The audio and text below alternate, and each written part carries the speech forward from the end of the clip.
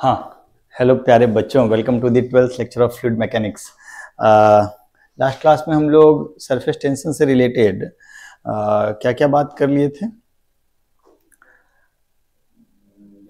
Surface tension की वजह से लगने वाले फोर्स वगैरह, इक्विलिब्रियम वगैरह का केस डिस्कस कर लिए थे।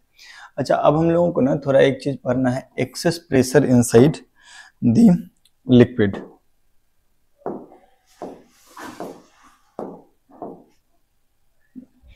दो चीज पढ़ना है, एक्सेस प्रेशर इनसाइड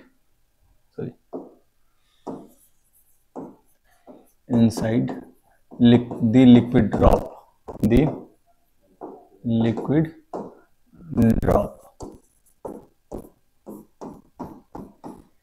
सुनिए मेरी बात।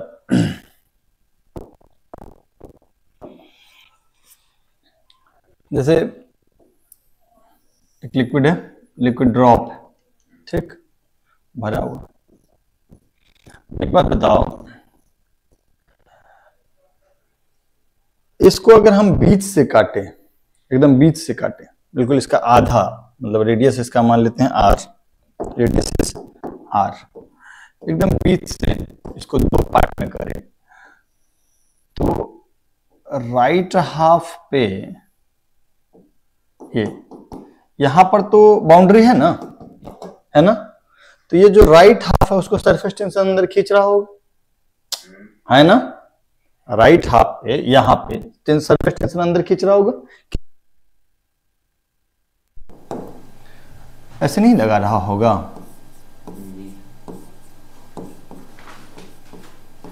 ऐसे इसका नेट वैल्यू कितना हो जाएगा सरफेस टेंशन की वजह से जो फोर्स लगेगा उसका वैल्यू T इंटू 2πr लिख सकते हैं ना।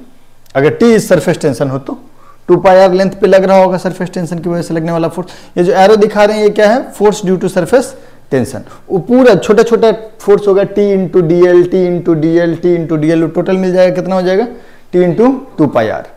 ये अंदर की तरफ खींच रहा होगा, इसको कौन बैलेंस कर रहा होगा?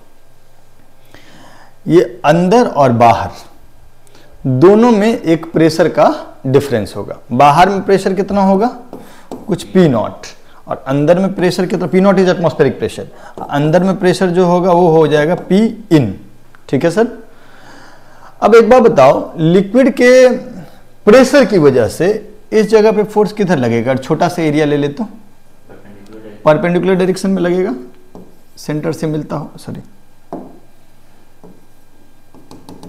यस और नो, कितना P इन इंटू जो भी डेल्टा ये है ना, और ये P नॉट भी लगा रहा होगा ना, अंदर की तरफ क्या लग रहा होगा, P नॉट इंटू डेल्टा ए, है ना। और मान लेते हैं ये एंगल थीटा, ठीक, ओके। तो एक बात बताओ, अगर हम हॉरिजॉन्टल डायरेक्शन में देखें, इस तरीके का काम इससे पहले भी किए हुए हो, हॉरिजॉन्टल डायरेक्शन में अंदर की तरफ नेट फोर्स, बाहर की तरफ नेट फोर्स कितना होगा और अंदर की तरफ नेट फोर्स कितना होगा? ये सारा एंगल बदलेगा ना, जैसे जैसे डेल्टा ए वेक्टर बदलेगा वैसे वैसे थीटा भी बदलेगा। राइटवर्ड में नेट फोर्स क्या आ जाएगा,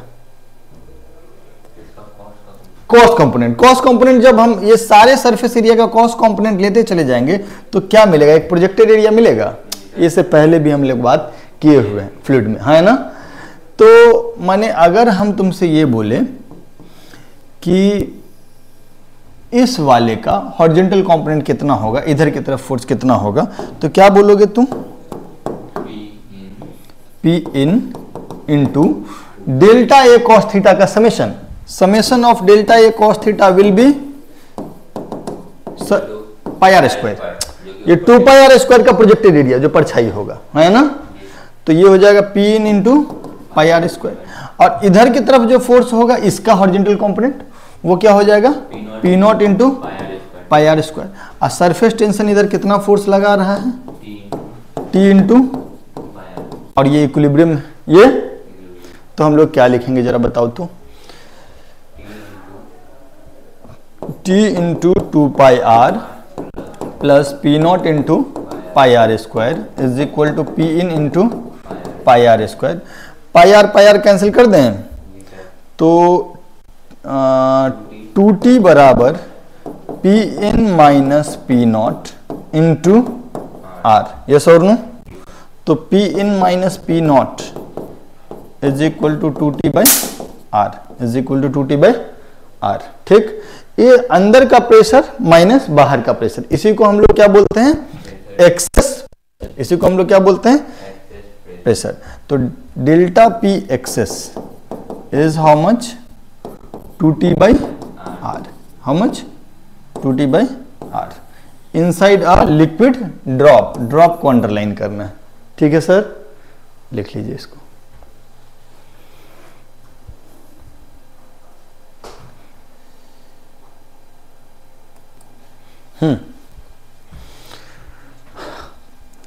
अब हम लोगों को देखना है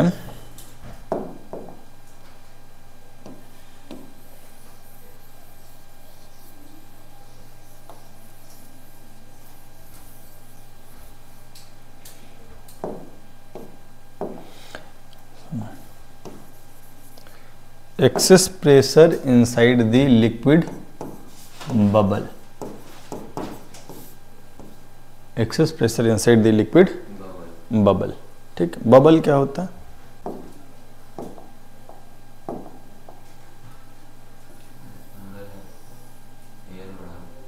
अंदर भी एयर और बाहर भी एयर, और बीच में जो भी लिक्विड है वो लिक्विड है ना।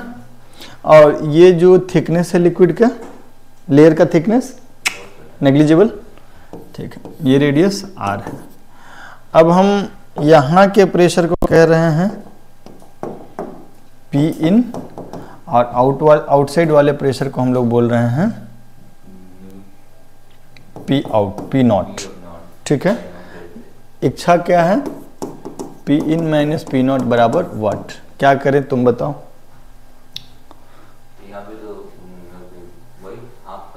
इसको हाफ कर लेते हैं। ठीक है, तो हाफ कर लेते हैं, 20 से काट लेते हैं।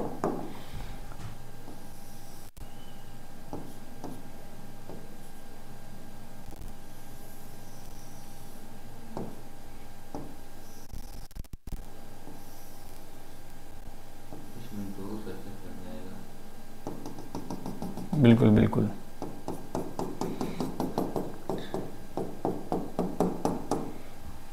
कितना सरफेस बन जाएगा, 2 सरफेस बन जाएगा, है ना। बाहर से कितना होगा, t इंटू 2 पाई, अंदर वाला भी t इंटू 2 पाई। ये बात समझ रहे हो ना, अंदर एक कटोरा है, बाहर भी एक कटोरा है, तो दोनों पे कितना लग जाएगा, t into 2 pi r, yes और नो। इधर से कितना फोर्स लग जाएगा, एक बार में ही बोलेंगे तो प्रोजेक्टेड ले लिए एक साथ ही। ठीक है, और इधर p not into pi are square, yes और नो। तो इक्वेशन क्या लिखेंगे जरा बताओ, t इंटू 2 पाई आर कितनी बार, 2 बार, तो क्या लिखेंगे, 2t into 2 pi r plus p not into pi are square is equal to p in into pi are square, yes और नो। तो पाई आर काट दे, ये कितना हो जाएगा, 40 by R P in minus p out, yes और no. जो यहाँ 2t बाई आर था वो यहाँ 4t बाई आर हो गया। तो delta p excess that is p in minus p out, that is how much, 4t by r. कोई दिक्कत, कोई परेशानी, लिख लो इसको भी।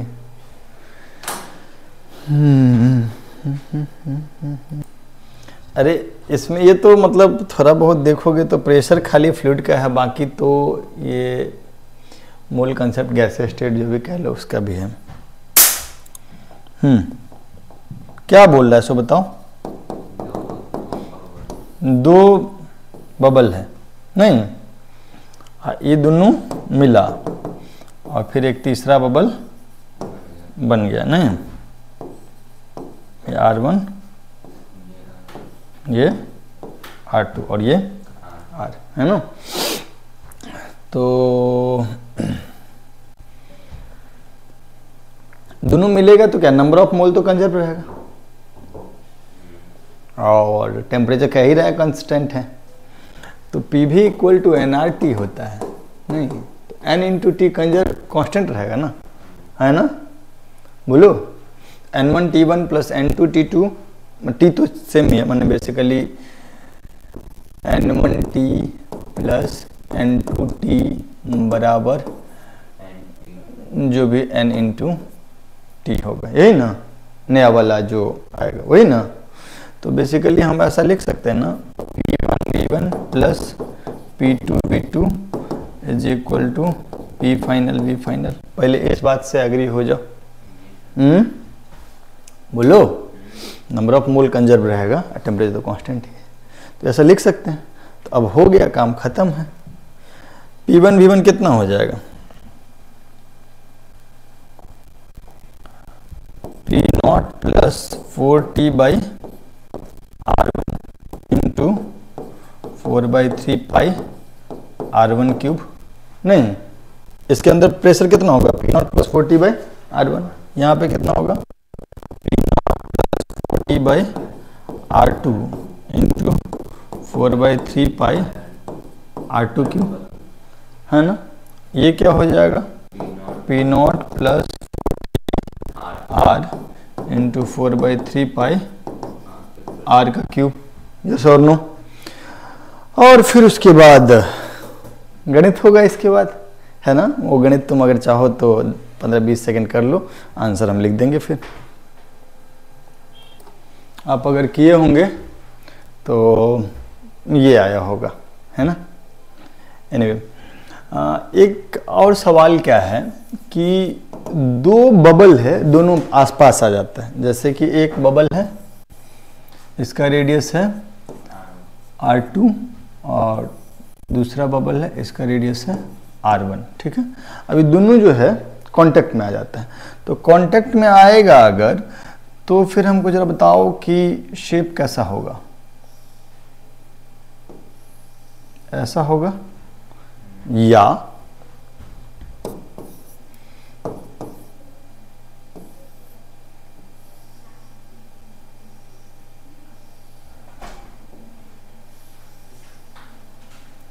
ऐसा होगा, या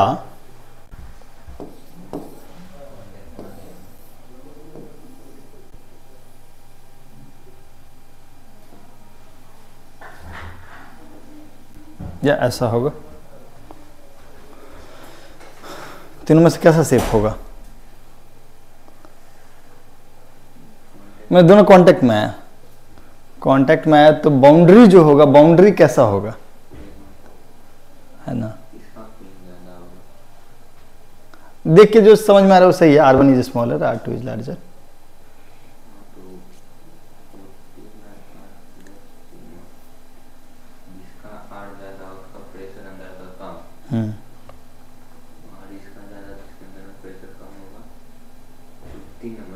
तीन नंबर होगा, करेक्ट। कारण ये है कि इसके अंदर के प्रेशर को मैं P1 बोल देता हूं, जो कि ऑब्वियसली होगा P naught plus 4T by R1, और इसके अंदर प्रेशर को P2 बोल देते हैं, जो होगा P naught plus 4T by R2, है ना। तो जिसका रेडियस कम उसका प्रेशर ज्यादा। तो अब जब ये वाला प्रेशर ज्यादा है, तो जब बाउंड्री आएगा तो ये ना पुश करके अंदर लेके जाएगा। कोई भी लिक्विड का इंटरफेस होगा, लिक्विड सरफेस का इंटरफेस होगा, अगर इस साइड से P1 प्रेशर है, इस साइड से P2 प्रेशर है, उसकी वजह से लगने वाला फोर्स, तो जो प्रेशर ज्यादा होगा उधर कनकेव सरफेस बनेगा। मान लीजिए कि P1 ज्यादा हो गया तो कनकेव सरफेस P1 के साइड में बनेगा, और अगर P2 ज्यादा हो गया तो कनकेव सरफेस P2 के साइड में बनेगा। Is that okay. तो यहाँ पे वही बात है कि भाई यहाँ पर जब आए, ऐसा सरफेस कब बनता है, जब दोनों का बाउंड्री, दोनों का प्रेशर बराबर होता। तो इसमें तो ये वाला प्रेशर ज्यादा है, तो ये सरफेस ऑफ लिक्विड जो है वो एक इलास्टिक मेम्ब्रेन की तरह काम करता है। तो जो प्रेशर ज्यादा होगा वो अपने साइड कैसा सरफेस बना लेगा, कनकेव सरफेस बना लेगा। इज दैट ओके, ठीक है। सो ऐसा बाउंड्री होगा, ठीक।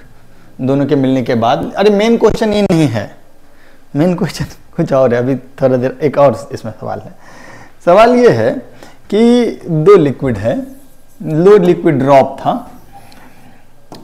एक का रेडियस R2 और दूसरे का R1, ठीक है। दोनों एक जगह आकर के मिला, दोनों एक जगह आकर के मिला, तो ऐसा शेप बन गया, ठीक है सर। और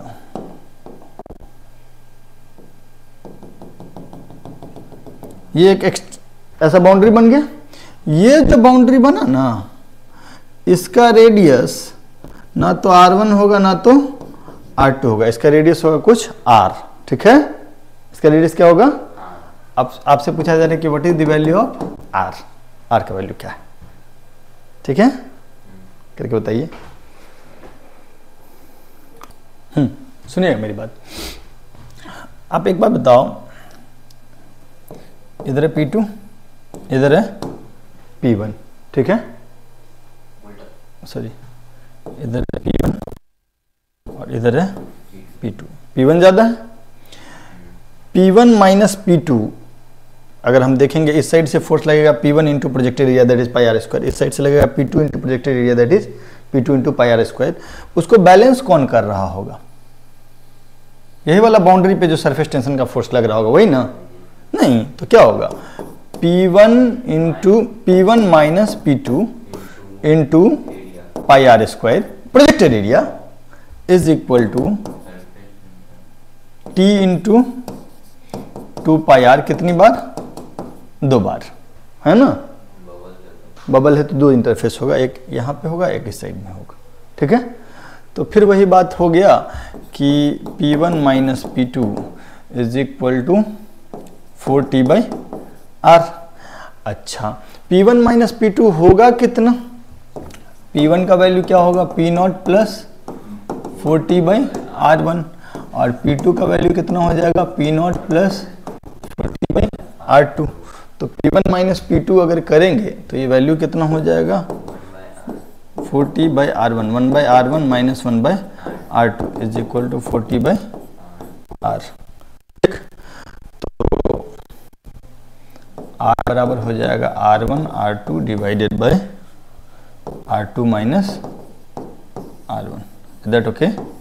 कोई दिक्कत, कोई परेशानी? लिख लो।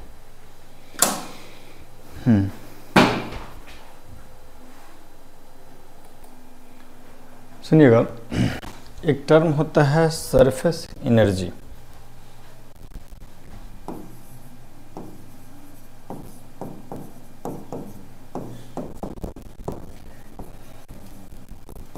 ठीक है, तो थोड़ा सा सरफेस एनर्जी को डिस्कस करते हैं हम लोग। सरफेस टेंशन की वजह से सरफेस में एक एनर्जी आता है, बात को समझिएगा। जैसे हम लोग अगर बोलते हैं कि इलास्टिक फोर्स के अगेंस्ट हम काम करें तो कहाँ हो जाएगा?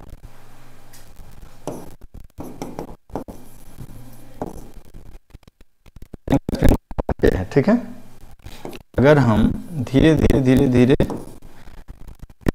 खींच करके यहाँ से एक्स आगे लेके गए, ठीक है, तो मेरा वर्क डन क्या?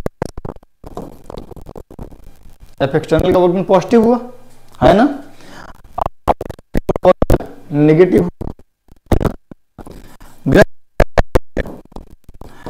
तो वर्क डन बाय स्प्रिंग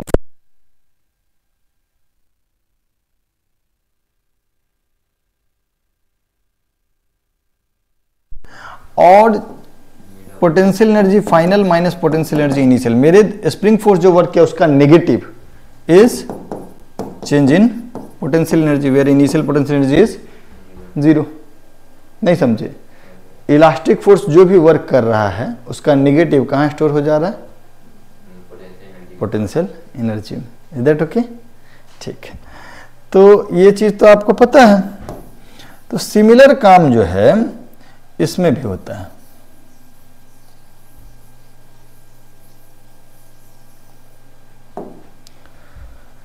मान लीजिए हमारे पास एक फ्रेम है, मेटालिक फ्रेम है, ठीक है, और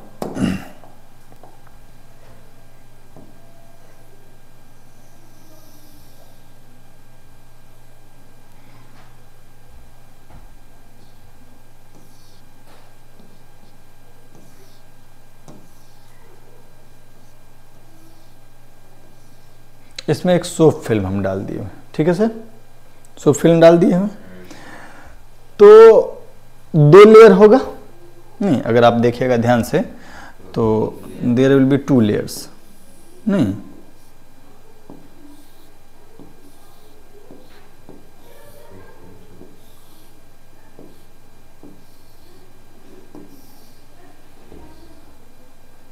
ठीक है। अब यहां से एक फोर्स लगेगा, अगर ये लेंथ एल है तो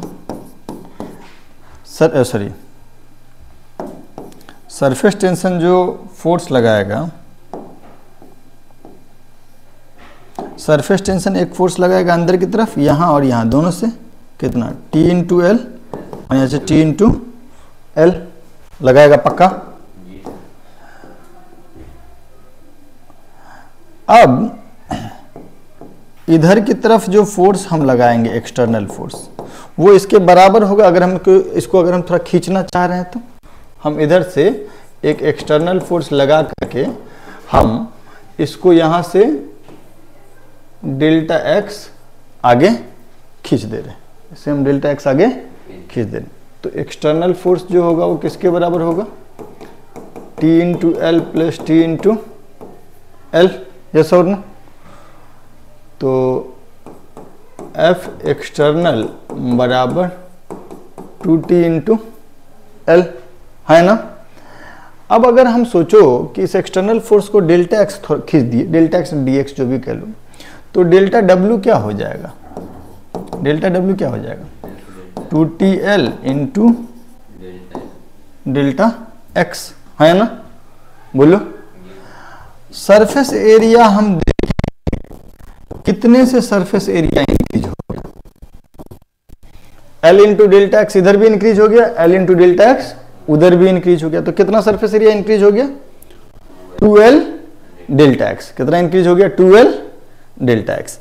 तो डेल्टा W क्या हुआ, surface tension into delta A, surface tension into delta A, that is your delta W।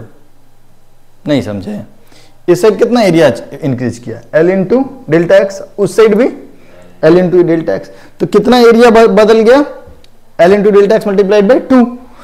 तो T इंटू डेल्टा एल इतना तुम वर्क किए, और तुम जो भी वर्क किए उसका नेगेटिव वर्क कौन किया, सरफेस टेंशन। तो या तो तुम कह लो कि सरफेस टेंशन के वर्क का नेगेटिव पोटेंशियल एनर्जी के फॉर्म में स्टोर हो गया, या तुमने जितना वर्क किया वो पोटेंशियल एनर्जी के फॉर्म में स्टोर हो गया। Is that okay?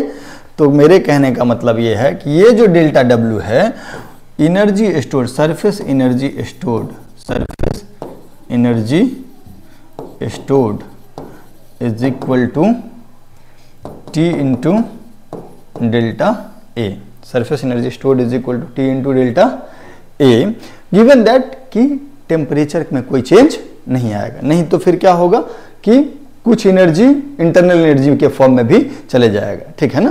तो under isothermal condition, under isothermal condition जो सरफेस एनर्जी स्टोर हो जाएगा वो सरफेस टेंशन इंटू डेल्टा ए हो जाएगा। क्लियर है क्या, बोलो। अगर मान लो कि शुरुआत में देखिए, शुरुआत में नेग्लिजिबल एरिया होगा, अभी आकर के यहां हो गया, तो टोटल कितना सरफेस एनर्जी हो जाएगा, टी इंटू जितना डेल्टा ए हुआ, डेल्टा ए माने दोनों साइड का आपको लेना पड़ेगा। क्लियर है क्या, बोलो, लिख लो इसको। वैसे लोग लिखता है surface energy, surface energy is equal to surface tension into area. क्या लिखता है, सरफेस एनर्जी बराबर सरफेस टेंशन इंटू एरिया, ठीक है, ये लिखता है। एरिया इंक्रीज जो हुआ, 2 डेल्टा ए हुआ या फिर डेल्टा ए हुआ, डेल्टा ए हुआ, ये हुआ 2 into L delta x is total energy, area increase. L into delta x इधर इंक्रीज हुआ, दूसरे साइड में भी तो L into delta x increase हुआ, क्योंकि देयर आर 2 लेयर्स, है ना, तो वो आपको लेना पड़ेगा, ठीक है। अगर सिंगल लेयर होता, जैसे कि वाटर का ड्रॉप होता, तब फिर हम लोग वही बात लेते, ठीक है। अगर एक ही लेयर होता तो फिर हम T इंटू 4πr², अभी हम एक सवाल कराएंगे अभी, surface tension into area is equal to surface energy, याद करो, एक्सटर्नल एजेंट जितना वर्क करता है कंजर्वेटिव फोर्स के अगेंस्ट, या फिर कंजर्वेटिव फोर्स जितना वर्क करता है उसका नेगेटिव जो होता है वो चेंज इन पोटेंशियल एनर्जी होता है। या एक्सटर्नल एजेंट अगर स्लोली काम कर रहा हो तो जितना वर्क डन एक्सटर्नल एजेंट करता है वही चेंज इन पोटेंशियल एनर्जी होता है। तो वही इसी का यूज किए, ठीक है। उसी पोटेंशियल एनर्जी का नाम सरफेस एनर्जी है यहाँ पे। इट इज समथिंग लाइक कि आप एक इलास्टिक मेम्ब्रेन को आगे खींच रहे हैं तो एनर्जी स्टोर हो रहा है ना। अच्छा, इसमें एक सवाल जो है रेगुलर बनता है, सुनिएगा, हम कराएंगे भी, बट एक वाटर ड्रॉप है, ठीक है सर, वाटर ड्रॉप है, ठीक, इसका रेडियस है कैपिटल आर, इसका रेडियस है कैपिटल आर। ये क्या हुआ, बहुत सारे छोटे छोटे ड्रॉप में हम इसको तोड़े हैं, ठीक है। ये सब छोटे छोटे ड्रॉप में हम लोग इसको तोड़े हैं। कितने ड्रॉप, n ड्रॉप्स, ठीक है। इस प्रक्रिया में हमको कुछ काम करना पड़ा होगा, कुछ मेहनत करना पड़ा होगा। कितना मेहनत किए होंगे हम पता करना चाहते हैं कि यहां से यहां तक जाने में delta W external is equal to what, यहां से यहां तक जाने में work done by external agent क्या होगा, ये हम लोग पता करना चाह रहे हैं। तो सुनिए, समझिएगा मेरी बात। यहां से जब यहां गए तो वॉल्यूम तो कंजर्व रहा, वॉल्यूम तो कंजर्व रहा, तो यहां जितना वाटर का ड्रॉप का वॉल्यूम है उतना ही यहां भी होगा। यहां कितना है, 4/3 pi capital r cube is equal to n into 4/3 pi small r cube, है ना। तो n का वैल्यू कितना हो गया, सॉरी r का वैल्यू, n कहते हैं, r का वैल्यू, स्मॉल r का वैल्यू कितना हो गया, स्मॉल r का वैल्यू हो गया आपका कैपिटल R अपॉन n की पावर 1/3। ये एक बात हो गया, ठीक है सर। दूसरा बात ये बताइए कि इनिशियल सरफेस एनर्जी कितना है, एक ही लेयर है, T into 4 pi are square, T into 4 pi are square, yes और नो। अब फाइनल सरफेस एनर्जी कितना है, T into 4 pi are square, कितनी बार, n बार, है ना। बोलो, यहां से यहां में जितना, ये जितना ज्यादा होगा, यहां से ये जितना ज्यादा होगा उतना ही हमको वर्क करना पड़ा होगा। तो हम लोग क्या लिखेंगे, हाँ, मतलब इनिशियल से फाइनल चलते हैं, तो कैपेसिटर की तरह काम करेंगे। U initial plus work done by external agent is equal to U final, है ना। तो work done by external agent क्या आ जाएगा, work done by external agent आएगा U final minus U initial. U final क्या हो जाएगा, n into T into 4 pi are square minus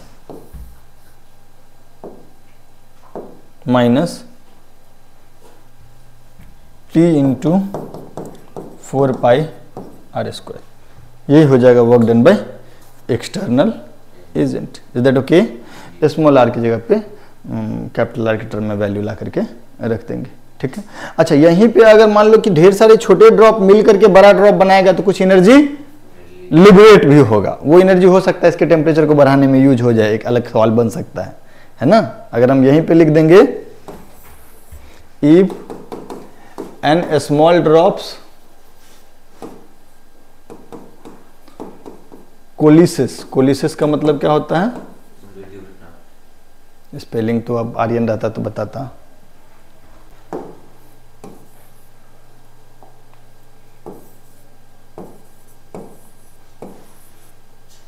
to form a larger drop then यही वाला, यही उल्टा हो, ये चीज जो होगा n इंटू ये वाला चीज जो होगा that is equal to heat liberated, then heat is equal to T into 4 pi into n small r square minus capital r square. Is that okay. इतना हीट डेवलप हो जाएगा अगर हम छोटे ड्रॉप से बड़ा ड्रॉप बनेगा, और उस हीट का यूज करके हम Q बराबर ms डेल्टा T से टेम्परेचर कितना बढ़ा वो भी सवाल पूछ सकते हैं। ठीक, तो थोड़ा सा ये बात लिख लीजिए। पहला केस में लिखिएगा a larger drop is converted into smaller drops, इसमें लिख दीजिएगा smaller drops coalesces to form larger drop. Smaller drop अगर बड़ा ड्रॉप बनाएगा तो हीट डेवलप होगा, बड़ा ड्रॉप को छोटा ड्रॉप में कन्वर्ट करने के लिए तुमको काम करना पड़ेगा, वर्क करना पड़ेगा। दो छोटा छोटा सवाल का आंसर दे दो। Surface tension of water is T, surface tension of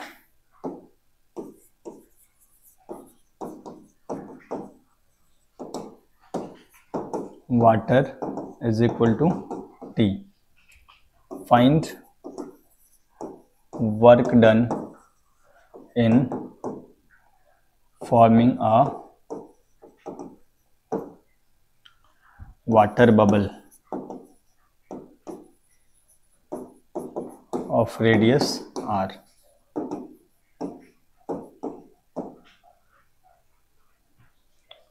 बताओ तो जरा,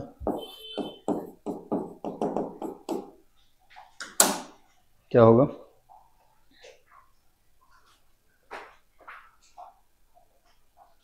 कितना होगा? वाटर बबल है ना, वाटर बबल है ना, ठीक है ना, तो कितना होगा एजेंट?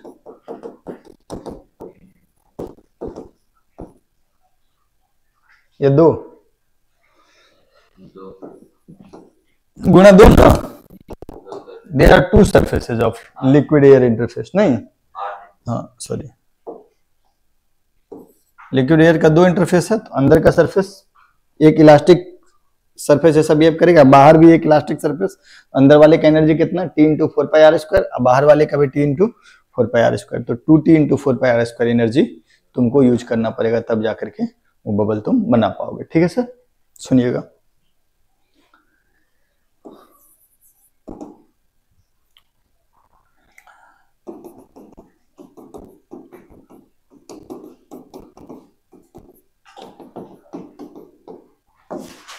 यहाँ पे एक एयर बबल फंसा हुआ है, यहाँ पे एक एयर बबल फंसा हुआ है स्मॉल आर रेडियस का, ठीक, और सरफेस से हाइट कितना है, डेप्थ कितना है h नीचे, ठीक, small r is very very small as compare to capital H। Liquid का डेंसिटी है रो, लिक्विड का डेंसिटी है रो, और एटमॉस्फेरिक प्रेशर है P0। तो find pressure inside the air bubble, find pressure inside the air bubble। कितना होगा air bubble के अंदर प्रेशर?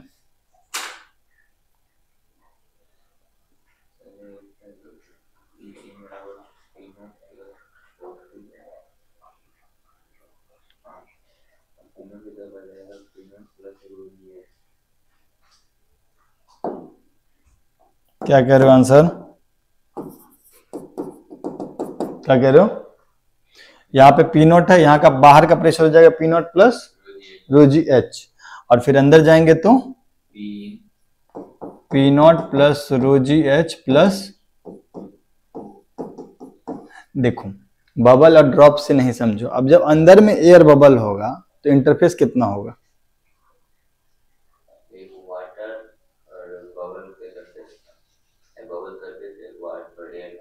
वाटर और बबल हो गया, एक ही सरफेस है, और कहां?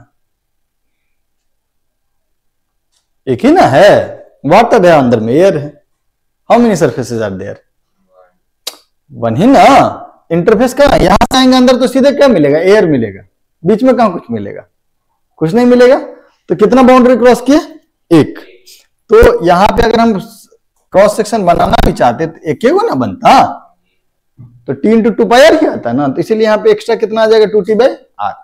अब आगे से एक बात ध्यान रखिएगा सर, अगर r रेडियस, अगर कोई स्फेरिकल ड्रॉप है, स्फेयर है लिक्विड मेम्ब्रेन r रेडियस का, ठीक, कन्वेक्स से कनकेव साइड अगर एक बाउंड्री क्रॉस करेंगे तो कितने से प्रेशर बढ़ेगा? 2T/r से। जैसे कि ये मान लीजिए है, ये मान लीजिए लिक्विड का बबल है, लिक्विड का बबल है, बाहर भी एयर है अंदर भी एयर है, तो यहां पे प्रेशर हो जाएगा पी नॉट, इस जगह पे कितना हो जाएगा p not plus 2t by r, एक बाउंड्री क्रॉस किया तो यहाँ पे कितना बढ़ गया 2t बाई आर, अब फिर यहां आ गए तो फिर बढ़ गया कितना p not plus 2t by r plus 2t by r. एक बार कन्वेक्स साइड से कनकेव साइड आएंगे प्रेशर कितने से बढ़ जाएगा 2t बाई आर से, स्फीयर के केस में, किसी और शेप के केस में हम लोग बात करेंगे अभी, ठीक है सर। इसी पे एक जो है लैपलेस इसके बारे में कुछ एक्स्ट्रा बात बोला। लैपलेस ये बोला कि मान लीजिए ड्रॉप, तुम कोई भी शेप का ड्रॉप हो, ठीक है, तो जैसे मान लीजिए इस शेप का ड्रॉप है, ठीक है, ये तो प्योर स्फेरिकल नहीं है, तो इसमें देर आर टू रेडियाई, दोनों रेडियाई को हम लोग बोलेंगे प्रिंसिपल रेडियाई, दोनों रेडियाई को क्या बोलेंगे प्रिंसिपल रेडियस या प्रिंसिपल रेडियाई। ये हो गया R1 और ये हो गया R2, मैक्सिमम और मिनिमम रेडियस, ठीक है। उस पूरे ड्रॉप में दो कर्व बनाएंगे, एक मैक्सिमम रेडियस का और एक मिनिमम रेडियस का, ठीक है सर, पूरे ड्रॉप पे। तो ये R1 and R2 are called principal radii. What is principal radii? हाँ, मिनिमम और maximum radius of curvature on the surface पे मिनिमम और maximum radius of curvature R1 R2 हो गया। और इसके अंदर क्या भरा हुआ है लिक्विड, इसके अंदर क्या भरा हुआ है लिक्विड, ठीक है सर, ठीक। यहां पर प्रेशर पी नॉट है और लैपलेस कहता है जब अंदर में आओगे तो प्रेशर हो जाएगा p not plus T into 1/R1 plus 1/R2। Pressure कितने से बढ़ जाएगा T into 1/R1 plus 1/R2। Spherical drop जो था तो इसका दोनों प्रिंसिपल रेडियाई जो था, मान लीजिए स्फेरिकल ड्रॉप हो तो इसका दोनों प्रिंसिपल रेडियाई जो होगा वो सेम होगा, इसीलिए 1/R प्लस 1/R हो जाता था 2/R। Is that okay? मेरा बात समझ में आया? तो ये कहता है आपका कौन लैपलेस, ठीक है, फॉर्मूला। ओके, लिख लीजिए इसको। अच्छा, इसी से आप मान लीजिए कि अगर हम आपको ऐसा बोल दें एक सिलिंड्रिकल ड्रॉप है, जैसे मान लीजिए कि एक लिक्विड का ड्रॉप है, किस शेप का? सिलिंड्रिकल ड्रॉप, सिलेंडर शेप का, ठीक है सर। तो और ये रेडियस है स्मॉल r, ओके। अब बाहर प्रेशर हम लोग बोल देते हैं पी नॉट, तो अंदर में प्रेशर कितना हो जाएगा?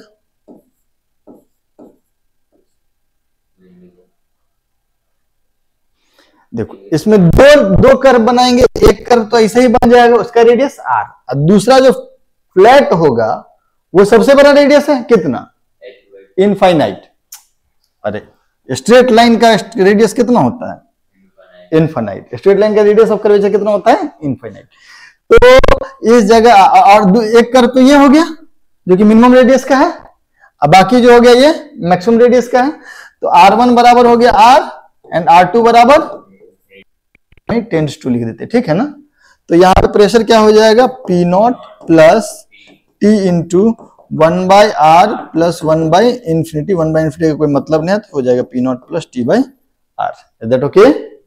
Cylindrical drop. एक सरफेस को क्रॉस किए तो एक सरफेस को क्रॉस करेंगे, प्रेशर कन्वेक्स से कनकेव साइड, कन्वेक्स से कनकेव साइड आएंगे तो प्रेशर बढ़ जाएगा, और कनकेव से कन्वेक्स साइड आएंगे तो प्रेशर घट जाएगा। कितने से? T into 1/R1 plus T into 1/R2 से, और अगर स्फेरिकल शेप का है तो 2T/R से, ठीक है सर। इसका यूज हम और भी सवाल में करेंगे, अभी जो कैपिलरी राइज में करेंगे, लेकिन थोड़ा सा अभी हमको डिस्कस करना है एंगल ऑफ कांटेक्ट। सुनिए मेरी बात, जैसे कोई भी कंटेनर में अगर आप लिक्विड रखते हैं, कोई भी कंटेनर में लिक्विड रखते हैं, तो लिक्विड का सरफेस ऐसा दिखता है क्या? एकदम एग्जैक्ट बताना था। अगर कंटेनर में लिक्विड रखते हैं तो ये लिक्विड का फ्री सरफेस ऐसा दिखता है क्या? क्या बोले क्या बोले, ऐसे ऐसे दिखता है नहीं, यहाँ कॉर्नर पे अगर तुम ध्यान से देखोगे, ग्लास में पानी वानी भरा था तो कॉर्नर पे जो है वो थोड़ा सा कर्व रहता है ना, कॉर्नर पे थोड़ा सा कर्व रहता है, और जो फ्री सरफेस होता है वो भी थोड़ा सा ऐसे ऐसे कर्वेचर बना रहता है ना। एनीवे, तो यहां पर दो टेंजेंट बनाएंगे, यहां पर दो टेंजेंट बनाएंगे इनसाइड द लिक्विड, एक सॉलिड सरफेस के अलोंग और दूसरा इनसाइड द लिक्विड के अलोंग, ठीक है। और उन दोनों के बीच जो एंगल होगा इसको हम लोग क्या बोलते हैं, angle of contact, angle of contact. मेरा बात को समझना, अगर तुम ग्लास में नॉर्मल वाटर दोगे तो ऐसा बनता है, ठीक है, और एकदम डिस्टिल्ड वाटर दे दोगे तो ये थीटा जो है वो 0 डिग्री हो जाता है। अगर इसी में जैसे इसको हम ये ग्लास, जनरल वाटर जो होता है, नॉर्मल वाटर है ग्लास, उसके बीच में ये एंगल, उस केस में ये एंगल 8 डिग्री के आसपास आता है, और यही डिस्टिल्ड वाटर होता है तो थीटा 0 हो जाता है। जनरली अगर वाटर बोल के सवाल वाला छोड़ दिया तो थीटा को 0 डिग्री मानना है, ठीक। और मान लीजिए यहीं पे मरकरी होता, यहीं पे इसमें ये ग्लास का बना हुआ है और इसमें मरकरी है, इसमें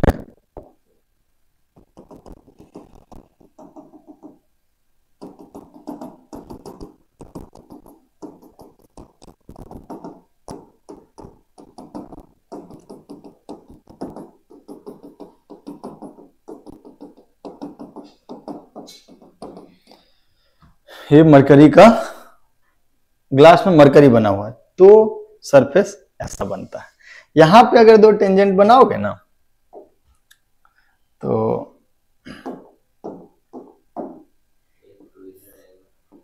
और एक इधर आएगा, ठीक है। ये एंगल ऑफ कांटेक्ट, ये कौन सा चीज में है, ग्लास और मरकरी के केस में। तो ग्लास और मरकरी के केस में एंगल ऑफ कांटेक्ट ऑब्ट्यूज होता है, ग्लास और वाटर के केस में एंगल ऑफ कांटेक्ट एक्यूट होता है, ठीक है। और सिल्वर के ग्लास में पानी रखने से शायद एंगल 90 डिग्री हो जाता है, जहां तक हमको याद है। सिल्वर का ग्लास रहता है और पानी रहता है तो उनके बीच 90 डिग्री एंगल रहता है। एनीवे, अगर यही काम तुम यहां पे करोगे, जैसे एक ग्लास सरफेस रखोगे और इस पे वाटर रख दोगे तो ऑलमोस्ट ऐसा एंगल बनाएगा, लगभग 0 डिग्री। ये वाटर है, ठीक, ऐसा बनेगा, ठीक। और एंगल अगर देखोगे तो एंगल ये हो जाएगा आपका,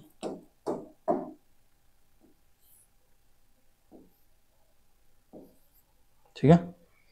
और ये ग्लास है और इसी पे मरकरी रख दोगे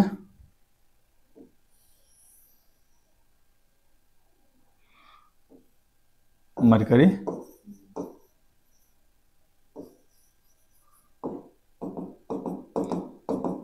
तो लगभग ऐसा शेप बनाएगा। और अगर एंगल ऑफ कांटेक्ट का बात करें तो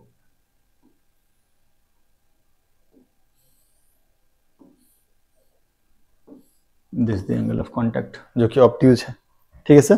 ग्लास मरकरी के केस में, ग्लास वाटर के केस में, ओके। और अगर एंगल ऑफ कांटेक्ट एक्यूट होता है तो सरफेस को भिगाता है, वो ऑब्ट्यूज होता है तो सरफेस को नहीं भिगाता। इसीलिए तुम मरकरी को हाथ पे लेकर के ऐसे ऐसे इस हाथ से इस हाथ पे कर सकते हो, तुम्हारे हाथ को भिगाएगा नहीं, लेकिन वाटर को करोगे तो इस हाथ से इस हाथ जाएगा तो इस हाथ पे कुछ बचा हुआ रहेगा, वो भिगाता है, ठीक है।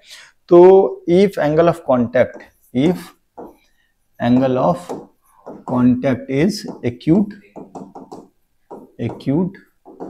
then liquid will wet the surface, ठीक है। और if angle of contact is obtuse, then liquid will not wet the surface. ठीक है सर। अब हम लोग थोड़ा चर्चा करते हैं कि आखिर ऐसा होता क्यों है, बाउंड्री पे जा करके वो लिक्विड जो है एक थोड़ा सा कर्व सरफेस क्यों बनाता है। उसके पीछे वजह है सर, सुनिएगा मेरी बात। मान लीजिए वाटर वाला केस ले लेते हैं। वाटर है किसमें, ग्लास में।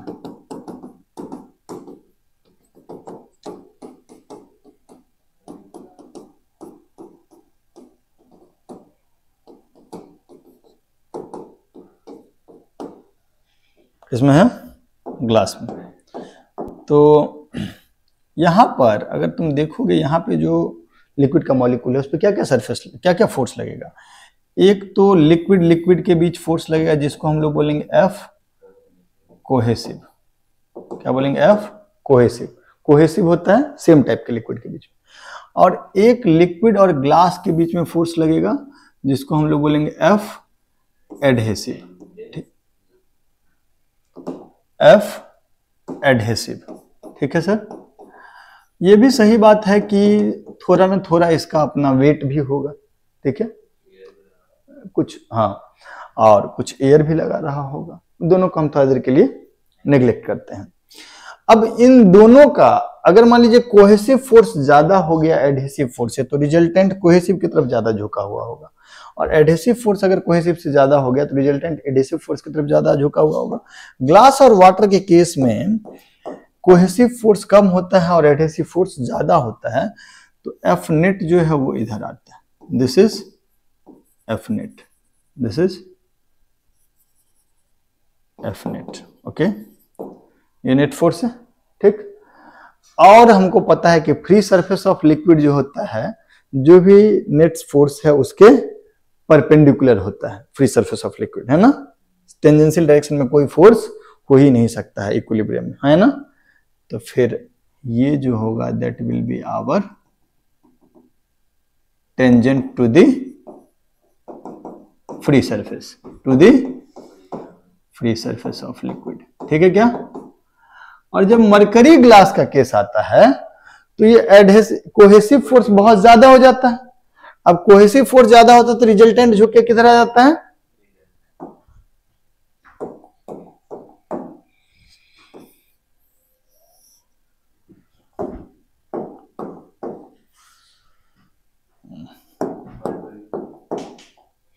मरकरी है, ठीक है सर। अब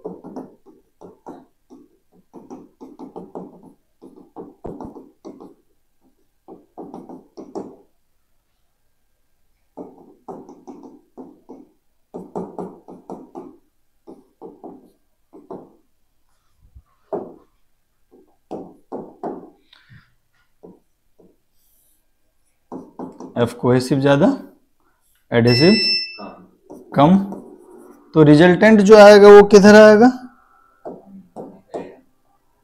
इस डायरेक्शन में आएगा, एफ नेट। और फ्री सरफेस जो होगा वो इसके परपेंडिकुलर हो जाएगा। ठीक है सर, तो आपको बुझा गया पूरा बात। अब जो जो बात बोले हैं वो पहले लिख लीजिए और फिर उसके बाद इसी पे बेस्ड है कैपिलरी राइज, वो भी डिस्कस करेंगे। ठीक, सुनिएगा मेरी बात। एक फिनोमेना होता है कैपिलरी राइज, थोड़ा सा उसको डिस्कस करना है। जैसे दिया में तेल जो ऊपर जाता है उसके थ्रू, बाती के थ्रू, तो कैसे ऊपर जाता है। जनरली तो लिक्विड का बिहेवियर है ना कि हाई प्रेशर, मतलब ऊपर से नीचे की तरफ फ्लो करेंगे, नीचे से ऊपर जा रहा है ड्यू टू कैपिलरी राइज। या फिर पेड़ पौधा भी जो है सो नीचे से पानी खींचता है ऊपर, है ना। तो उसी फिनोमेना को डिस्कस कर रहे हैं। जैसे अगर मान लीजिए आप किसी कंटेनर में वाटर रखें, किसी कंटेनर में ग्लास में मान लीजिए वाटर रखें, ठीक। और इसमें क्या कीजिएगा,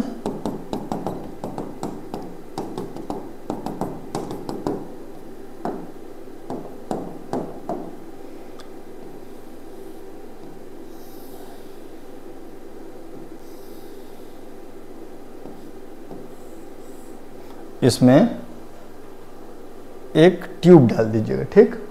तो ट्यूब डालिएगा तो क्या होगा, सुनिएगा मेरी बात।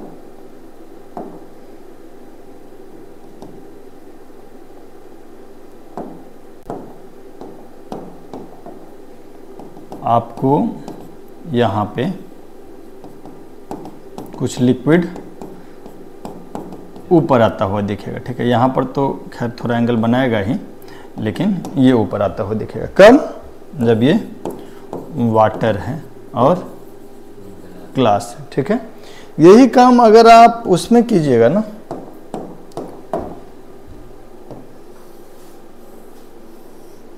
मरकरी डाल दीजिएगा जब इसमें,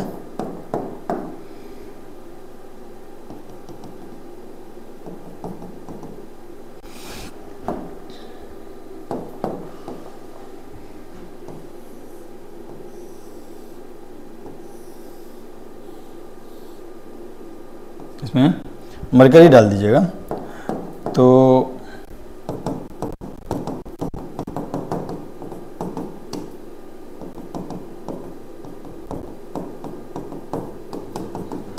इसमें क्या होगा, थोड़ा नीचे चले जाएगा। तो इसमें जो ऊपर गया है ये वाला लेवल को, ये जो हाइट ऊपर गया है ये, या इसमें जो हाइट नीचे गया है ये, यहाँ से यहाँ तक भी बहुत कम है, फर्क नहीं होगा ज़्यादा। तो ये जो हाइट नीचे गया है वो कितना नीचे गया है या ये कितना ऊपर आया है, हम लोग यही बात करने जा रहे हैं, और क्यों हो रहा है ये भी बात करने जा रहे हैं, ठीक है सर। कांटेक्ट एंगल का बात समझ गए आप। अब सुनिएगा मेरी बात। जैसे calculation of H, calculation of H in capillary tube, in capillary tube.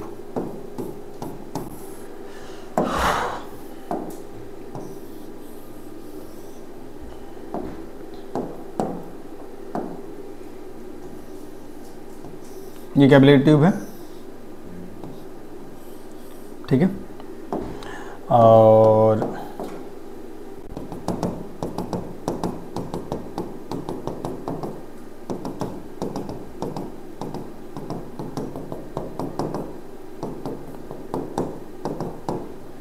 इसमें रख दिए, ठीक।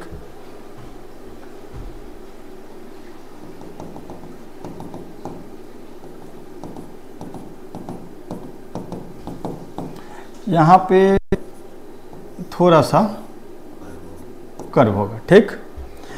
ये कैपिलरी ट्यूब का रेडियस हम लोग मान लेते हैं स्मॉल r, ठीक। और ये हाइट h है और लिक्विड का डेंसिटी है रो। ये जो h हाइट का लिक्विड है इसका एफबीडी बना के बताओगे, h हाइट का लिक्विड का एफबीडी।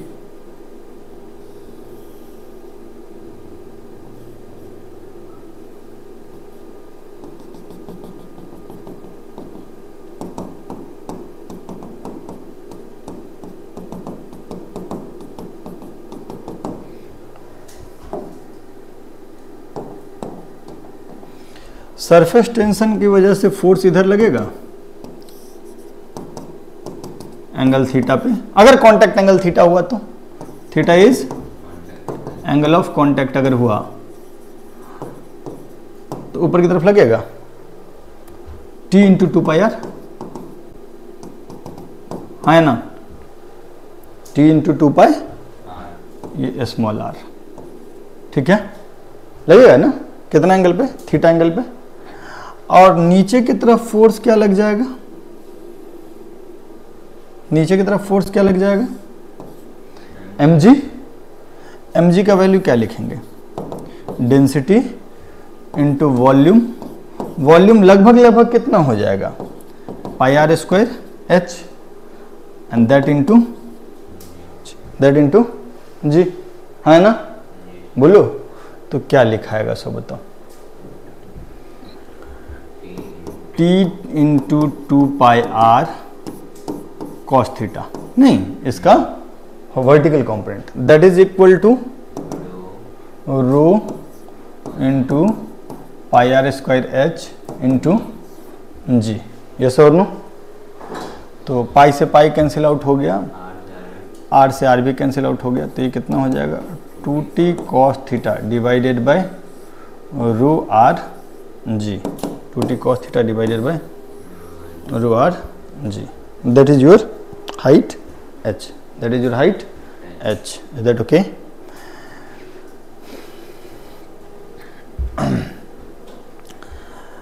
इसको एक और तरीके से एक्सप्लेन किया जा सकता है, एक और तरीके से, मेरा बात को समझना।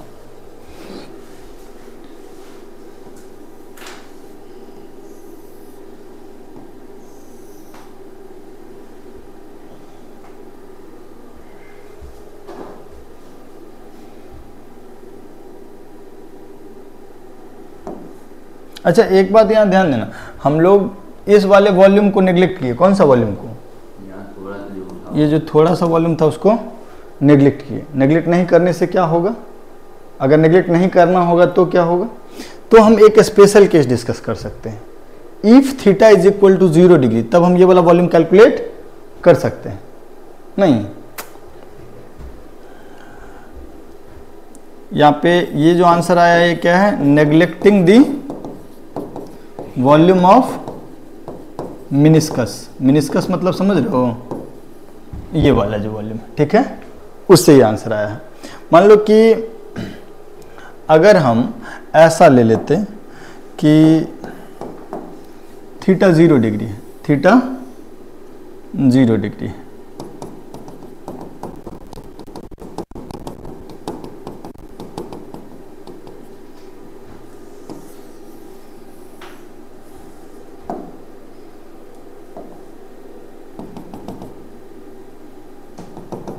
Sorry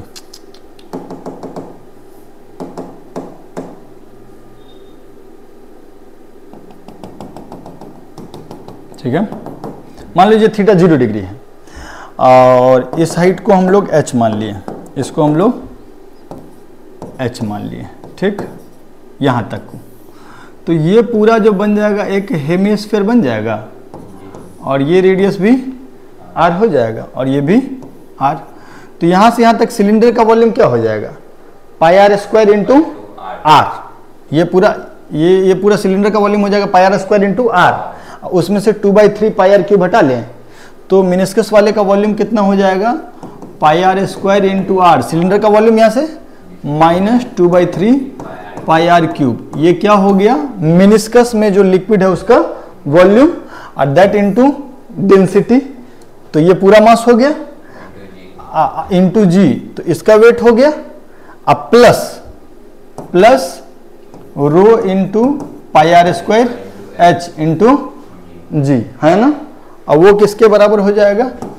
T into 2 pi R. वो किसके बराबर हो जाएगा? T into 2 pi R. Theta 0 degree ले लिया हमें, तो यहां से अगर तुम करोगे तो ये आ जाएगा rho into 1/3 pi R cube plus rho into pi are square H into G is equal to T into 2 pi R. Is that okay? Pi are cancel out हो जाएगा और यहाँ से हमारे पास जो h plus R is equal to 2t by rho are G. देख लेना तो, sorry, h plus r/3 is equal to 2t by rho are G. Pi are cancel कर दिया ना, रो एक r भी नीचे चला गया, एक r तो कट ही गया और जी ठीक तो है, ठीक है। तो ये कब होगा? If theta is equal to 0 degree and without neglecting the meniscus. और इसका दूसरा मेथड हम आपको बताएंगे, फिलहाल आप पहले ये लिख लीजिए, ठीक है। ये पेज भी लिख लो। h बराबर 2t by rho R G बहुत इंपॉर्टेंट रिजल्ट है, रट्टा मार के याद रखना है, ठीक है, ओके।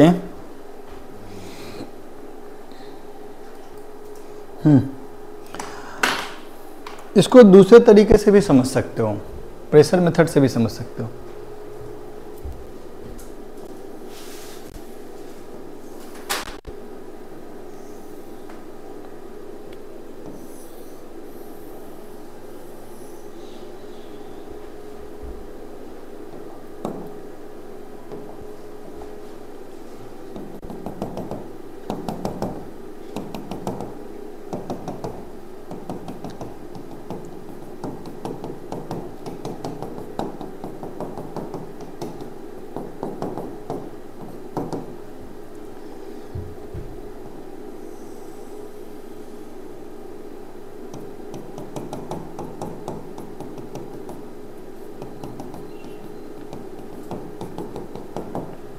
सुनिए मेरी बात, हेलो। अच्छा, ये जो मेनिस्कस बन रहा है इसका रेडियस स्मॉल आर है क्या? जैसे ये रेडियस है स्मॉल आर, तो इसका रेडियस स्मॉल आर है क्या? ये जो कर्वेचर बना है उसका नहीं, उसका रेडियस स्मॉल आर तब होता है जब ये एंगल 0 डिग्री होता तब, है ना। तो एक काम करते हैं सर, ये तो तय है ना कि ये वाला लेंथ स्मॉल आर है, ये तो तय है ना कि ये वाला लेंथ स्मॉल आर है। हम एक काम करते हैं, यहाँ से एक रेडियस बना लेते हैं कैपिटल आर का, यहाँ से एक रेडियस बना लेते हैं कैपिटल आर का, और ये स्मॉल आर हो गया, ठीक है। ये radius of curvature, capital R क्या है? कर्व का रेडियस ऑफ कर्वेचर, और ये वाला एंगल जो है this angle is theta, surface tension जिस एंगल पे लग रहा, तो ये बचा हुआ 90 माइनस थीटा हो गया। ये एंगल कितना हो गया? थीटा। तो कैपिटल आर कॉस थीटा बराबर स्मॉल आर कहो, हाँ ठीक है। अब प्रेशर मेथड से देखो, यहाँ का प्रेशर कितना? पी नॉट, ठीक है। यहाँ से अगर हम अंदर आएंगे तो प्रेशर बढ़ेगा कि घटेगा? कनकेव से कन्वेक्स गए, घटेगा कितने से? P not minus 2t by कौन सा r? 2t by capital r, 2t by capital r, yes और नो। यहाँ जस्ट इससे जैसे अंदर आए उतना हो गया। अब फिर अगर ये हाइट h है, अगर ये हाइट सॉरी ठीक, ये हाइट अगर h है तो यहाँ का प्रेशर कितना हो जाएगा? P not minus 2t by r plus rho g h, yes और नो। यहाँ का प्रेशर हो जाएगा ना, इज दैट ओके? बोलो। और वो किसके बराबर हो जाएगा? बाहर के प्रेशर के बराबर। क्यों हो जाएगा? क्योंकि यहाँ पे जो रेडियस ऑफ कर्वेचर है ना वो इनफाइनाइट है। यहाँ अंदर से बाहर जाएंगे तो प्रेशर में कोई खास फर्क नहीं पड़ेगा। क्यों नहीं खास फर्क पड़ेगा? क्योंकि इसका रेडियस ऑफ कर्वेचर क्या है? इनफाइनाइट है। तो 2t बाई आर जब जैसे अंदर से बाहर आते हैं तो यहाँ अंदर से बाहर जाएंगे तो प्रेशर फिर से बढ़ेगा ना 2t बाई आर से। तो यहाँ पर अंदर से बाहर आने पर प्रेशर क्यों नहीं बढ़ेगा? इसलिए नहीं बढ़ेगा क्योंकि ये सरफेस फ्लैट है तो इनफाइनाइट हो जाएगा रेडियस ऑफ कर्वेचर। तो यहाँ बाहर में भी प्रेशर पी नॉट, अंदर में भी प्रेशर पी नॉट। तो यहाँ पर पी नॉट था, यहाँ पर p not minus 2t by r. अब फिर जब एच नीचे आ गए तो p not minus 2t by r plus rho g h, वो किसके बराबर हो गया? किसके बराबर हो गया? पी नॉट के, है ना। तो रो जी एच बराबर क्या हो जाएगा? 2t by capital r, 2t by capital are, okay. तो यहाँ से h का वैल्यू क्या हो जाएगा? रो आर जी, है ना। और कैपिटल आर का वैल्यू क्या हो जाएगा? R upon small r upon cos theta. तो ये क्या हो जाएगा? 2t cos theta upon rho small r g, small r जी।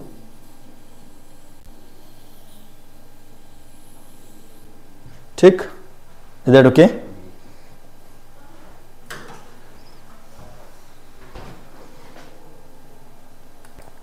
अच्छा, मान लो वाटर शब्द यूज कर लिया और कांटेक्ट एंगल नहीं दिया तो एंगल कितना ले लेंगे? 0 degree. Contact angle 0 degree. Water glass बोल दिया तो कांटेक्ट एंगल 0 डिग्री। देखो क्या है कि एक R1 रेडियस का ग्लास ट्यूब है, ठीक है, क्लोज्ड है, ठीक है। ये भी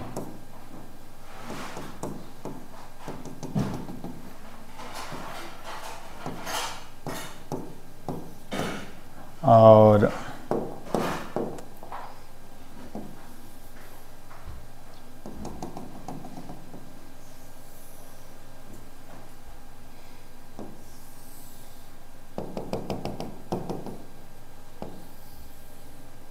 ये कितना रेडियस का है? R2 रेडियस का, ठीक। और लिक्विड को, वाटर को वाटर में इसको ड्रॉप कर दिए, ठीक। तो कुछ तो वाटर राइज करेगा ना। कॉन्टैक्ट एंगल कितना मानना है? 0 degree. Theta is equal to 0 degree. Density कितना लेना है? Rho. Theta is equal to 0 degree. H बराबर क्या होगा? आराम से बताओ क्या होगा वर्बली।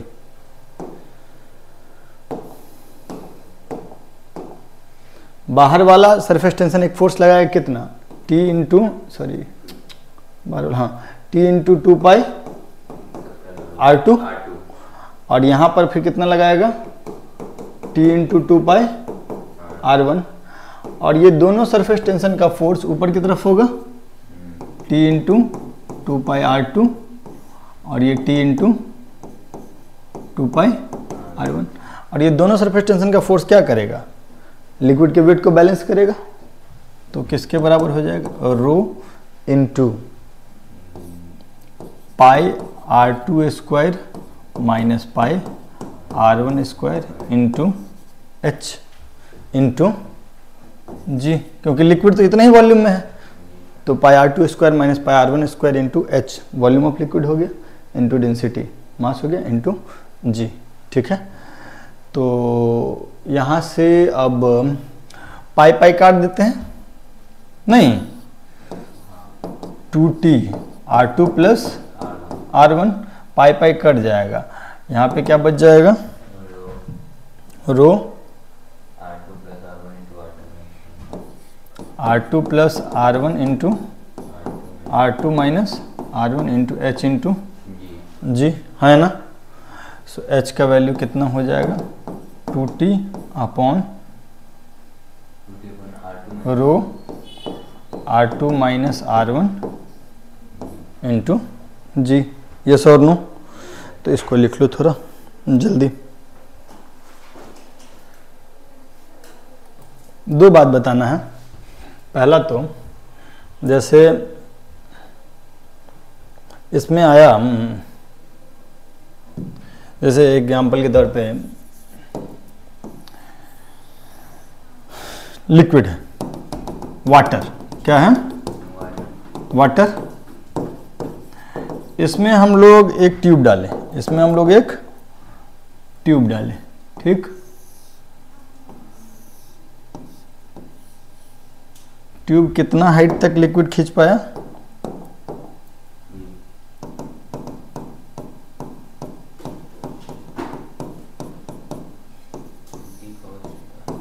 H हाइट तक। H का वैल्यू कितना था? 2T बाई रो RG लिख लेते हैं। थीटा 0 डिग्री पे भी मान लेते हैं, वाटर बोल रहे हैं, ठीक है, वाटर ग्लास, ठीक।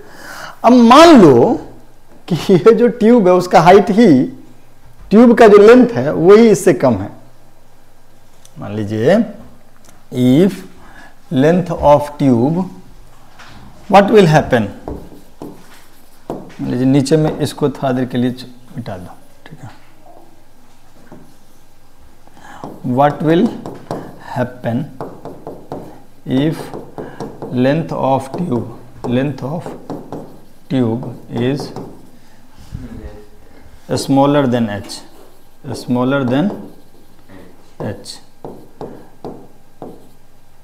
लेंथ ऑफ ट्यूब h से कम हो तो फिर क्या होगा? तो फिर क्या होगा? बाहर निकलने लगेगा। ऐसा अगर हो जाता तो हम लोग को इनफाइनाइट एनर्जी का एक सोर्स मिल जाता, मतलब बिना काम की ऊर्जा मिलने लगता। नहीं, अगर ये लिक्विड बाहर आने लगेगा तो कुछ काइनेटिक एनर्जी के साथ आएगा, तो वहाँ हम एक टरबाइन लगा देंगे और इलेक्ट्रोमैग्नेटिक इंडक्शन से हम एनर्जी रिलीज करने लगेंगे, एनर्जी जनरेट करने लगेंगे। वैसा होता नहीं है, ठीक है सर, कभी भी वो एनर्जी कंजर्वेशन के अगेंस्ट है। होगा क्या? अगर मान लीजिए कि अगर length of tube H2T by rho RG से छोटा है तो ऊपर में जाएगा, ये समझिएगा मेरी बात। आप यहाँ पर H इंटू R जो है वो क्या है? 2T by rho g, that is constant, ठीक है क्या? या फिर मतलब एग्जैक्ट अगर बात करेंगे तो फिर ये H into R this is constant. अब क्या होगा कि अभी तो हम लोग रेडियस ऑफ मिनिस्कस मान लिए स्मॉल r, वहां पे जाकर के at the top, if L is less than H, then at the top liquid will adjust its radius of curvature. Liquid वो अपना वहां रेडियस ऑफ कर्वेचर एडजस्ट करेगा। अभी तो radius of curvature small r के बराबर है, वहां पे रेडियस ऑफ कर्वेचर एडजस्ट करेगा। कैसे? कांटेक्ट एंगल चेंज करके, है ना।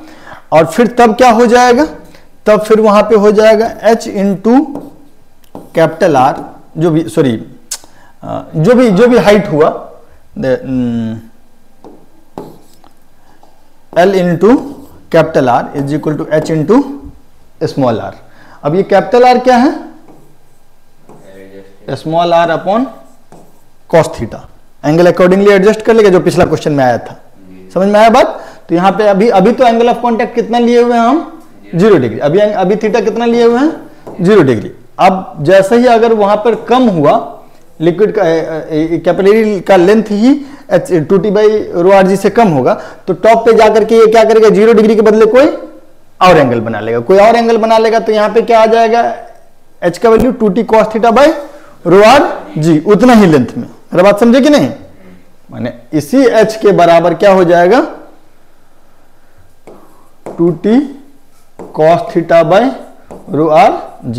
ये R अपॉन cos थीटा तुम्हारा जो है वो क्या हो जाएगा? नया वाला रेडियस ऑफ कर्वेचर। मेरा बात समझ में आया क्या? कोई दिक्कत? बोलो। पक्का पक्का?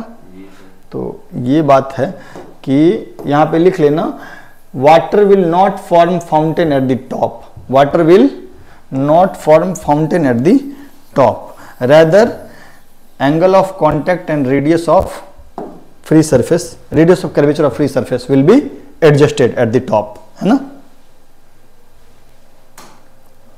Water will not form fountain, liquid will not form fountain, rather ये क्या करेगा? यहां पे टी की जगह पे टी कॉस थीटा ले आएगा और अकॉर्डिंगली जो small r by cos theta हो जाएगा वो नया वाला रेडियस हो जाएगा, radius of curvature of the free surface. Is that okay? हाँ। सो अब जैसे कॉस थीटा को तो तुम अपने हिसाब से एडजस्ट कर सकते हो, जितना मर्जी उतना एडजस्ट कर लो, उससे आ जाएगा वो नीचे। क्लियर? एक और बात हमको बताना था, liquid will not form fountain at the top, liquid will adjust its radius of curvature and angle of contact, है ना। तो फिर ऑब्वियसली यहां पर जो फॉर्मूला हो जाएगा वो H, जो लिक्विड जो कॉलम का जो ट्यूब का लेंथ है वो यहां पे आ जाएगा, वही H, and that is equal to 2T cos θ/ρRg। तब जो हैगा वो हो जाएगा L बराबर 2T cos θ divided by rho small r g, r by cos theta जो है नया वाला रेडियस ऑफ कर्वेचर हो जाएगा। ये L क्या है? ट्यूब का लेंथ। ये क्या है? ट्यूब का लेंथ। यहां पर थीटा एडजस्ट हो गया। क्लियर? अच्छा, इसी को इफ कैपिलरी, देखो H का वैल्यू है 2T cos θ/ρRg, है ना। अगर if the container is kept in an accelerated lift, है ना। एक्सेलरेटेड लिफ्ट में अगर रख देंगे तो फिर H का वैल्यू क्या आ जाएगा? 2T cos θ/ρR into g effective, ρR into g effective. Is that okay? ये हो जाएगा H का वैल्यू। ठीक।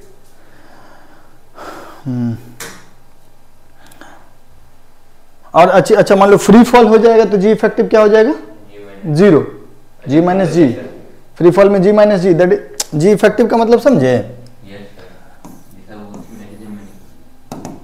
ये अगर ऊपर जा रहा होगा तो जी इफेक्टिव ए से, एक्सेलेरेशन ऊपर की तरफ तो जी इफेक्टिव हो जाएगा जी प्लस ए। नहीं, इसमें कैपिलरी ट्यूब रख दिए हैं, ठीक। तो फिर इसमें लिक्विड का हाइट जो होगा H, है ना। ये फॉर्मूला से आएगा, जी इफेक्टिव हो जाएगा जी प्लस ए, और यही अगर नीचे आ रहा होगा तो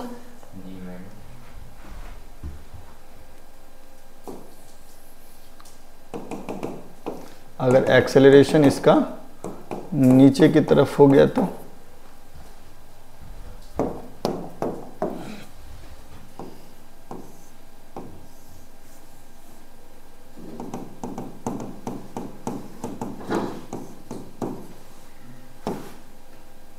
इस वाले केस में जी इफेक्टिव कितना हो जाएगा, जी माइनस ए। ठीक है, फ्री फॉल हो जाएगा तो जितना बड़ा ट्यूब होगा उतना दूर चल जाएगा। ठीक है, जितना बड़ा ट्यूब होगा, क्योंकि इन्फाइनाइट आ रहा है ना, इन्फाइनाइट नहीं होगा, जितना बड़ा ट्यूब होगा वहाँ चला जाएगा और फिर एडजस्ट कर लेगा अकॉर्डिंगली। ठीक, जल्दी लिख लो नेक्स्ट पेज। वो तो जी इफेक्टिव हो जाएगा बस, है ना, जी की जगह पे जी इफेक्टिव देख लेना।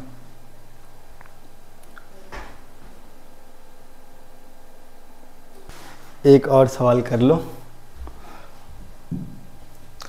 देखो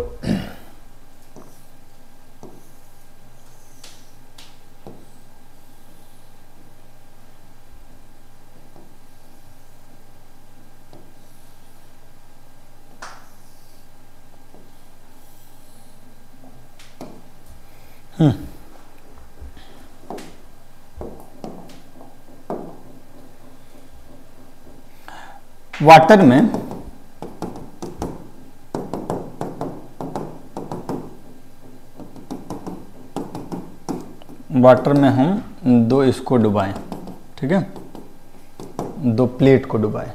प्लेट का लेंथ है L, ठीक है, और दोनों के बीच में गैप है D, ठीक। और फिर पूछा गया कि कितना हाइट ऊपर खींचा गया, कितना लिक्विड का इसमें कितना कैपिलरी राइज हुआ। दोनों प्लेट डुबाएंगे ना तो कैपिलरी राइज होगा। Surface tension is T, surface tension T, contact angle 0 degree. और आप इसमें क्या देखा गया,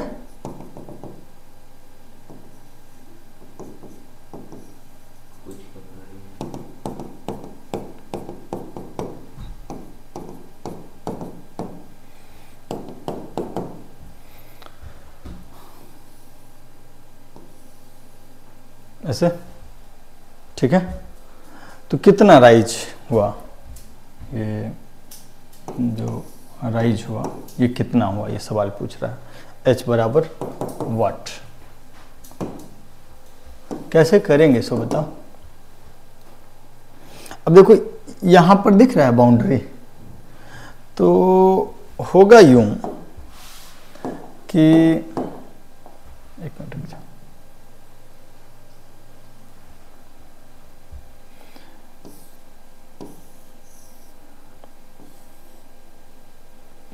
इस जगह पे सरफेस टेंशन ऊपर फोर्स लगाएगा, कितना, T इंटू L, है ना। और सिमिलरली दूसरा एक और है, नहीं,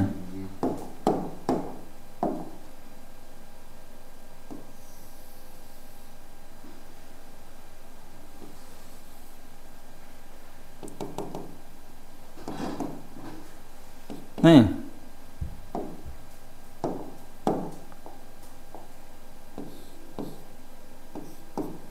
ठीक।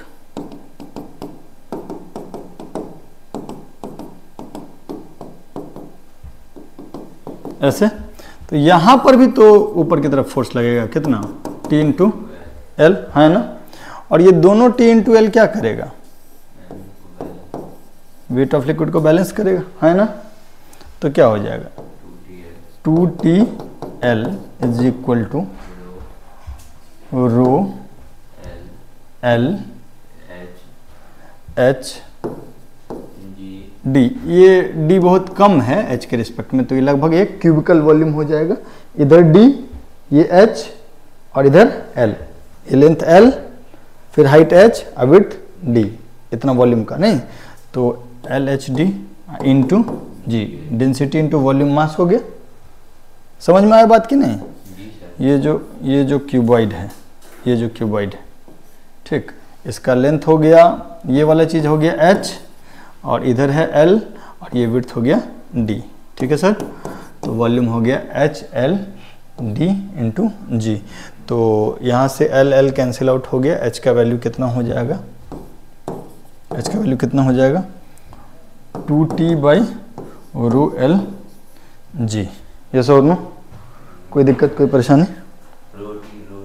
हाँ LL कट गया था, तो D होगा 2t by, sorry 2t by rho D G. ठीक है, ये भी लिख लो।